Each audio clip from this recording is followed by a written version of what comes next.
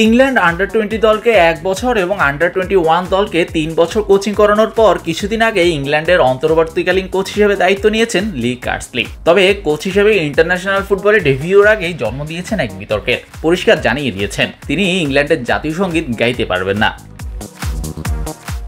খেলোয়াড়ি জীবনে খেলেছেন আয়ারল্যান্ডের হয়ে, এরপর কোচ ছিলেন ইংল্যান্ডের বয়স ভিত্তিক দলের। তার দাবি এই দুই দলের হয়েও কখনো তিনি জাতীয় সঙ্গীত গাননি। 50 বছর বয়সী এই কোচের অভিষেক হচ্ছে তার দেশ আয়ারল্যান্ডের বিপক্ষেই। নিজ দেশের রেফারেন্স টেনে কার্সলি বলেন, এটা এমন একটা বিষয় যা নিয়ে আয়ারল্যান্ডের হয়ে খেলার সময়ও ভুগতে হয়েছে আমাকে। কেন গাইবেন না তাও জানিয়ে দিলেন তিনি। বলেন, ওয়ার্ম আপ আর মাঠে আসার মাঝে যে সময়টা তার মধ্যে দেরি হয় জাতীয় সঙ্গীতের কারণে, এই কারণে এটা আমি কখনো করিনি।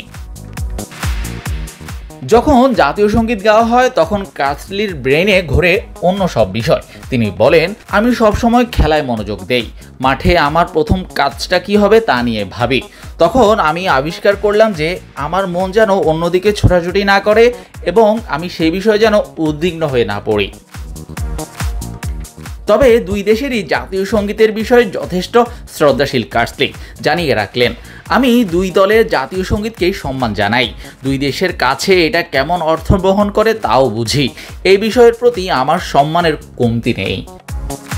শাহরিয়ার শাওন, স্পোর্টস বাংলা।